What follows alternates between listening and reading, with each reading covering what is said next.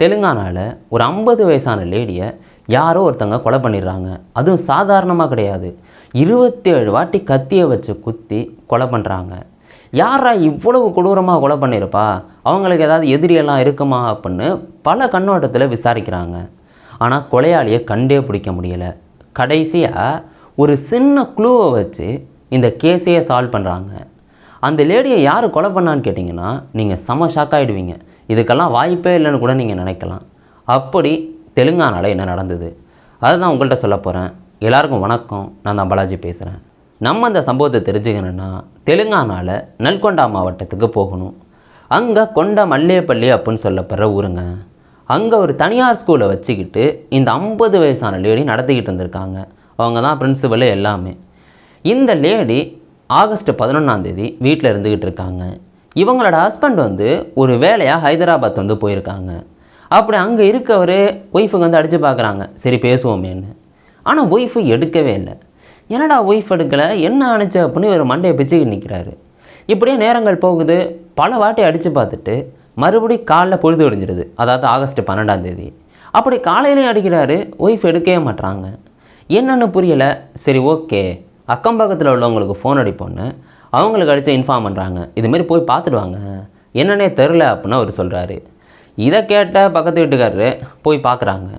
பார்த்த உடனே அவரால் அவரோட கண்ணையே நம்ப முடியலை. ஏன்னா அத்தனை வாட்டி கத்தியால் குத்தி அந்த லேடி இறந்து கிடக்குறாங்க. உடனே ஹஸ்பண்ட், அதாவது அந்த லேடியோட ஹஸ்பண்ட்கிட்ட இன்ஃபார்ம் பண்ணுறாங்க. அதுக்கப்புறம் போலீஸுக்கு இன்ஃபார்ம் பண்ணுறாங்க. போலீஸு சம்பவ இடத்துக்கு வருது. அங்கே எந்தெந்த தடயம் இருக்கோ எல்லாத்தையும் பார்க்குறாங்க, ஏதாவது நம்ம கேஸுக்கு யூஸ் ஆகுமான்னு. பாடியை ரெக்கவர் பண்ணி போஸ்ட்மார்ட்டத்துக்கு அனுப்பி வைக்கிறாங்க. தடயவியல் நிபுணர்கள் கைரேகை இருக்கா அப்படின்னு பலதை செக் பண்ணிக்கிட்டு இருக்காங்க. அடுத்த சிசிடிவி இருக்குது, அதை செக் பண்ணுறாங்க, ஏதாவது ஆதாரம் கிடைக்குமான்னு. அப்போ ஒரு விஷயம் மாட்டுது. யாரோ ஒருத்தன் சிவப்பு ஹூடி அணிஞ்சிக்கிட்டு இந்த வீட்டுக்குள்ளே வந்திருக்கான். அதுவும் மட்டும் இல்லாமல் அந்த முகம் சரியாக தெரில. அவங்க தெரிஞ்சு சிசிடிவி இருக்குது அப்படின்னு ஒளிஞ்சிக்கிட்டு போனாங்களான்னு தெரில. ஆனால் முகம் மட்டும் சிசிடிவியில் தெரியவே இல்லை. அப்படி உள்ளே போகிறவங்க ஒரு குறிப்பிட்ட நேரம் கழித்து அப்படியே வெளில வரான். இப்படி அவன் பாட்டுக்கு போயிடுறான். இவனை தான் கண்டுபிடிக்கணும் அப்படின்ட்டு பல சிசிடிவி ஆய்வு பண்ணுறாங்க, இவன் எந்தெந்த வழியாக வந்திருப்பான் அப்படின்னு. அப்படியே சிவப்புணர் ஹூடி தானே போட்டிருக்கான். கிட்டத்தட்ட 70க்கும் மேற்பட்ட சிசிடிவி ஆய்வு பண்ணுறாங்க. ஏன்னா பலது ரோட்டில் இருக்கும்ல. அப்படி பார்த்தா எதுலேயுமே இவன் மாட்டவே இல்லை. சரி எப்பட்றா வந்திருப்பான் அப்படின்னு போலீஸும் மண்டையை பிச்சுக்கிறாங்க. இப்படியே நேரங்கள் போய்கிட்டே இருக்குது. இந்த நேரத்தில் தான் இந்த லேடி ஸ்கூல் வச்சு நடத்திக்கிட்டு இருக்காங்கல்ல, இவங்களுக்கு யாராவது எதிரி இருப்பாங்களா அப்படின்ட்டு அந்த கண்ணோட்டத்தில் விசாரிக்கிறாங்க. கிட்டத்தட்ட 80 பேரை கூப்பிட்டு ஒவ்வொரு தங்கள்கிட்டையும் தனித்தனியாக விசாரிச்சுக்கிட்டு இருக்காங்க. அதில் அங்கே உள்ள லோக்கல் ரவுடிஸ் எல்லாம் இருப்பாங்கள்ல, இதுக்கு முன்னாடி கேஸை வாங்கிட்டு அவங்களையும் கூப்பிட்டு உட்கார வச்செல்லாம் விசாரிக்கிறாங்க, நீங்கள் ஏதாவது காசுக்கு பண்ணிங்களான்னு. இப்படி பல விஷயங்கள் நடந்துக்கிட்டே இருக்குது. இப்படி என்ன விசாரித்தாலும் அந்த லேடியை கொலை பண்ணதை யார் அப்படின்னு கண்டே பிடிக்க முடியலை. வண்டியை பிச்சுக்கிறாங்க. இந்த நேரத்தில் இந்த சம்பவம் பெரிய லெவலில் பேசப்படுது. இப்படி போயிட்டுருக்கும்போது தான் போலீஸ் வித்தியாசமாக யோசிக்கிறாங்க.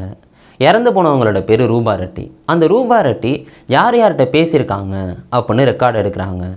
அன்னைக்கு ஆகஸ்ட் 11 நைட்டு தான் இறந்துருக்காங்க. அன்னைக்கு யார் யார்கிட்ட பேசியிருக்காங்கன்னு பார்த்தா அவங்களோட அத்தைக்கிட்ட பேசியிருக்காங்க. அந்த அத்தையை பிடிச்சி விசாரிக்கிறாங்க, நீங்கள் என்னென்ன பேசுனீங்கன்னு. அவங்க ஒரு க்ளூ கொடுக்குறாங்க, இது மாதிரி நாங்கள் ஃபோன் பேசிக்கிட்டு இருந்தோம், அப்போ கரெக்டாக கால் கட்டானுச்சு, ஆனால் அதுக்கு முன்னாடி அவள் இதே மாதிரி பாபு அப்படின்னு ஒரு வார்த்தையை யூஸ் பண்ணா அப்படின்னு அந்த அத்தை குழு கொடுக்குறாங்க. இப்படி கொடுத்தோன்னே போலீஸு சமஷாக்கு, பாபுவா அப்படின்னு. நீங்கள் எல்லோரும் நினைப்பீங்க பாபு தான் கொலை பண்ணியிருக்காங்க போல் அப்படின்னு. ஆனால் பாபுன்றது பேர் கிடையாது. அங்கே தெலுங்கில் பாபுன்னா ஆண் குழந்தை அப்படின்னு அர்த்தமா. ஆண் குழந்தையா கொலை பண்ணுச்சு அப்படின்னு கேட்டிங்கன்னா, நான் தான் சொன்னேன்ல இந்த லேடி ஒரு ஸ்கூலுக்கு பிரின்சிபலாக இருக்காங்கன்னு. அப்போனா இந்த கேஸ் எங்கே போகுது, ஸ்கூலுக்கு போகுதா. இப்போ போலீஸ் அடுத்த நாள் ஸ்கூலுக்கு போகிறாங்க. அப்படி அங்கே போய் எத்தனை பேர்கிட்ட விசாரிக்க முடியும், எல்லோரும் சின்ன பிள்ளைங்களாக இருப்பாங்க. அப்படி எல்லாரையும் கூப்பிட்டெல்லாம் விசாரிக்க முடியாது. அதனால் யார் யார் ஸ்கூலுக்கு வரல அப்படின்னா அந்த டேட்டாவை எடுக்கிறாங்க.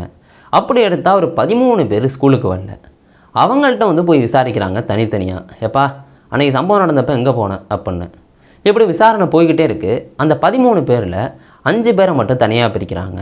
இவங்க 10th ஸ்டாண்டர்ட் படிக்கிறவங்க. அந்த 5 பேர்லேயும் 2 பேர் நல்லா பயங்கரமாக காசை செலவு பண்ணிக்கிட்டே இருந்திருக்காங்க.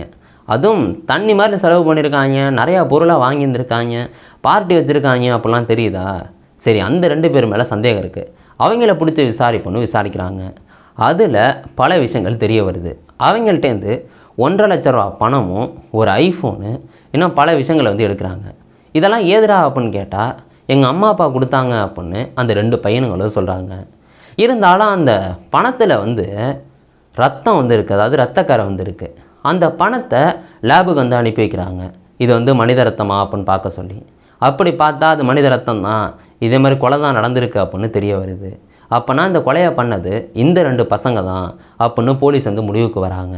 இப்போ பயங்கரமாக அதட்டி கேட்டோன்னே இந்த 2 பேரும் உண்மையாக ஒத்துக்கிறாங்க. என்ன நடந்தது அப்படின்னு. என்ன தெரியுமா நடந்திருக்கு?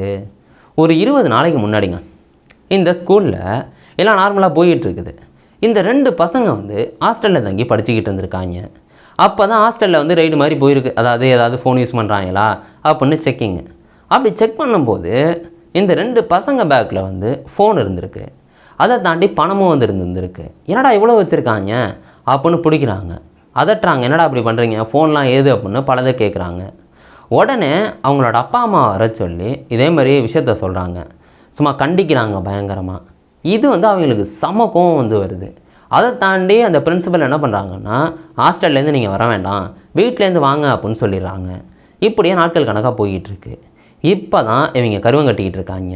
ஆனால் இவங்க கொலை பண்ணணும்னு நினைக்கல, இவங்க கொள்ளையடிக்கணும்னு தான் நினச்சிருந்துருக்காங்க. இப்படி போகும்போது தான் இந்த ஆகஸ்ட் மாதம் 10 தேதி ஆனோடனே நிறையா காசு அந்த லேடிகிட்ட இருக்கும்ப்பா. ஏன்னா எல்லாம் மாதம் வந்து காசை கலெக்ட் பண்ணுவாங்களாம் ஸ்கூலுக்கு. அந்த காசெல்லாம் பிரின்சிபல்கிட்ட தான் இருக்கும். நம்ம போய் அதை கொள்ளையடிச்சோன்னா நம்ம வந்து பைக்கு வாங்கலாம், தண்ணி அடிக்கலாம் அப்படின்னு இந்த 2 பேரும் பிளான் போட்டிருக்காங்க. இதுக்காக 5 நாள் அந்த வீட்டை வந்து ஃபுல்லாக வந்து நோட்டமிட்டுக்கிட்டே இருக்காங்க, யார் யார் வரா அப்படின்னு. அந்த வீட்டில் இந்த லேடியை தவிர யாருமே இல்லை அப்படின்னு தெரிஞ்சோடனே சரி ஓகே கொள்ளையடிக்கலாம் அப்படின்னு இந்த 2 பேரும் முடிவு பண்ணுறாங்க. 5 நாள் கழித்து கரெக்டாக ஆகஸ்ட் 11ஆம் தேதி நைட்டை போல் அந்த சோப்பு ஹூடியெல்லாம் போட்டுக்கிட்டு அடுத்த கத்தி வாங்கியிருக்காங்க, அடுத்த க்ளவுஸு, ஏன்னா கைரேகை வந்து பற்றக்கூடாது அப்படின்னு. எவ்வளோ பண்ணியிருக்காங்க பாருங்களேன். ஏன்னா அவங்க அந்த சோசியல் மீடியாவில் நிறைய வீடியோ பார்த்துருக்காங்க. இப்படி எல்லாம் பக்காவாக வாங்கிக்கிட்டு அந்த சோரை வந்து ஏறி அங்கிட்டு குதிக்கிறாங்க. ஒருத்தன் மட்டும் அப்படியே வந்து யாராவது வராங்களா அப்படின்னு கவனிச்சிக்கிட்டு இருக்கான். ஒரே ஒருத்தன் மட்டும்தான் உள்ளே போகிறான். 2 பேரில் ஒருத்தன் வந்து உள்ளே போயிடுறான். அப்படி போகிறவன் மெயின் வாசல் வழியாக போகல, ஏன்னா அது எப்படியும் டாப்பாக போட்டிருக்கும். சமையல் கட்டு வழியாக வந்து போகிறான். அப்படி அங்கே போனவுடனே அங்கே பெட்ரூமில் 2,50,000 ரூபா பணம் இருந்திருக்கு. அதை பார்க்குறான், அவன் எடுத்துடுறான். இவன் வந்து சும்மா மூஞ்செல்லாம் திறந்து போட்டுடலாம் போகல, அவன் வந்து ஒரு மாஸ்கெல்லாம் வந்து போட்டுட்டு போயிருந்திருக்கான். இப்படி நேராக வந்து பார்த்தா அது யாருன்னு கண்டே பிடிக்க முடியாது. 2,50,000 ரூபா பணத்தை எடுத்துக்கிட்டு அவன் வெளில போயிடலாம் அப்படின்னு வெளில போகிறான். அப்படி போகும்போது இந்த பிரின்சிபல் வந்து ஃபோன் பேசிக்கிட்டு இருக்காங்க அவங்க அத்தைக்கிட்ட. அவங்க வந்து என்னடா அது ஸ்கூல் பையனாக இருக்கான் அப்படின்னு வந்து பார்க்குறாங்க. அந்த நேரத்தில் மாஸ்க் வந்து கிளண்டு விழுந்துருது. பார்த்தா நம்ம ஸ்கூலில் படிக்கிற பையன் அப்படின்னு அவங்களுக்கு தெரிஞ்சிருது. பாபு அப்படின்னு சொல்கிறாங்க, அதாவது ஆண் குழந்தை அப்படின்னு. அந்த நேரத்தில் ஃபோன் வந்து அப்படியே கட் ஆகிடுது. இப்படி கட் ஆனோடனே அவங்களோட அத்தையும் ரிட்டன் வந்து அடிக்கலை. இவனோட மாஸ்க் வந்து கிளண்டு விழுந்து யாருன்னு தெரிஞ்சிடல. அவன் என்ன நினைக்கிறான்னா, நம்மளை வந்து போலீஸில் போட்டு விட்ருவாங்க, ஜெயிலில் தூக்கி போட்டுருவாங்க, அதனால் பிரின்சிபலை கொண்டுடுவோம் அப்படின்னு சும்மா கையில் கொண்டு வந்த கத்தி எடுத்து வச்சு அந்த லேடியை வந்து குத்துறான். 1 வாட்டி 2 வாட்டியில் 27 வாட்டி வந்து குத்துறான். ரத்தம் வந்து அவன் மேலேயே தெரிக்குது. எந்த பயமும் இல்லாமல் 27 வாட்டி குத்தி அவங்க இறந்தாங்கன்னு கன்ஃபார்ம் ஆனோடனே இவன் அந்த 2,50,000 ரூபா பணத்தை எடுத்துக்கிட்டு அடுத்த அந்த பிரின்சிபல் வந்து ஃபோன் வச்சுருக்காங்க, அதை வந்து பறிச்சுக்கிட்டு அப்படியே வந்து போயிருந்துருக்கான். அங்கே வெளில பாதுகாப்பு ஒரு நினைக்கிறான்ல, அவனும் வந்து அப்படியே கூட ஓடிடுறாங்க. போய் இவங்க வீட்டில் வந்து அந்த பணத்தை வந்து வைக்கிறாங்க. அந்த பணத்திலே வந்து ரத்தம் வந்து படிஞ்சிருந்துருக்கு. இவங்க போட்டிருந்த அந்த ஜாக்கெட்லாம் போட்டிருந்தாங்கல்ல, அதில் எல்லாம் ரத்தம் வந்து படிஞ்சிருந்துருக்கு. அதை குழி தோண்டி அப்படியே புதைச்சிட்றாங்க. எந்த ஆதாரமும் வந்து விடலை. இந்த கையில் க்ளவுஸ் எல்லாம் போட்டிருந்தாங்கல்ல, அதெல்லாம் கலட்டி புதைச்சி ஆதாரத்தை எல்லாத்தையும் வந்து மறைச்சிட்றாங்க. இனிமேல் தப்பிச்சிருவோம் அப்படின்னு வந்து அவங்க நினச்சிருந்துருக்காங்க. இதனால் பணத்தை வந்து தண்ணி மாதிரி செலவு பண்ணிக்கிட்டு இருக்காங்க, பார்ட்டியெல்லாம் வச்சுக்கிட்டு இருக்காங்க. ஒரு ஐஃபோன் வந்து வாங்குகிறான் 60,000 ரூபாய்க்கு. எல்லாம் செலவு பண்ணி 1,50,000 ரூபா வந்து கையில் வந்து இருந்துருக்கு. இதே நேரத்தில் போலீஸ் வந்து இங்கே கொலை நடந்துட்டுன்னு தெரிஞ்சோன்னே அவங்க 80 பேரை விசாரித்து, ரவுடியை விசாரித்து, சிசிடிவி ஆய்வு பண்ணி, தடயவியல் நிபுணர்கள் பல செக் பண்ணி, இப்படி எல்லாமே பண்ணி கடைசியாக ஃபோன் பேசினதுனால அந்த பாபுங்கிற ஒத்த வார்த்தைனால இந்த கேஸே வந்து சால்வ் ஆகியிருந்திருக்கு. அந்த 2 பேரும் பிடிச்சி ஆதாரங்கள்லாம் இப்போ கலெக்ட் பண்ணிட்டாங்க. இனிமேல் நீதிமன்றத்தில் கொண்டு நிறுத்துவாங்க. ஆனால் அந்த சம்பவத்தை வந்து என்ன சொல்கிறது அப்படின்னு தெரில. பிரின்சிபால் அவங்க இந்த 2 பேரை கண்டிச்சிருந்துருக்காங்க. அதனால் போய் கொள்ளையடிக்கிறதுக்கு போய் எங்கே போலீஸில் சொல்லிடுவாங்களோன்னு 27 வாட்டி, 1 வாட்டி 2 வாட்டி இல்லை, வெறித்தனமாக வந்து கத்தியை வச்சு வந்து குத்திருந்துருக்கான். அந்த பிரின்சிபல் இறந்து போகிறாங்க. இந்த சம்பவத்தெல்லாம் என்னங்க சொல்கிறது? இவனுக்கு வந்து குடிக்கணுங்கிற ஆர்வம்லாம் வந்து இருந்திருக்கு, பைக் வாங்கணுங்கிற ஆசையெல்லாம் இருந்திருக்கு. ஒரு 10வது படிக்கிற பையனுக்கு எவ்வளவு தைரியம், இதெல்லாம் வந்து என்ன சொல்கிறதுனே தெரியல. அவங்க அப்பா அம்மாலாம் பிள்ளைங்க எப்படி வளருதுன்னு வந்து பார்த்துக்கிட்டு இருந்தால் இந்த மாதிரி விஷயங்களெல்லாம் தடுக்க முடியும். நீங்கள் அந்த சம்பவத்தை எப்படி பார்க்குறீங்க? இது மாதிரி விஷயங்கள் இந்தியாவில் தடுக்கணும்னா என்ன மாதிரி விஷயங்களை மாற்றணும்? ஸ்கூல்லே ஏதாவது மாற்றணுமா, இல்லாட்டி சட்டங்களை கடுமையாக்கணுமா? உங்களுக்கு என்ன தோணுதோ அதை கீழே கமெண்ட் பண்ணுங்க. நாளைக்கு இன்னொரு வீடியோவில் நான் உங்களை சந்திக்கிறேன்.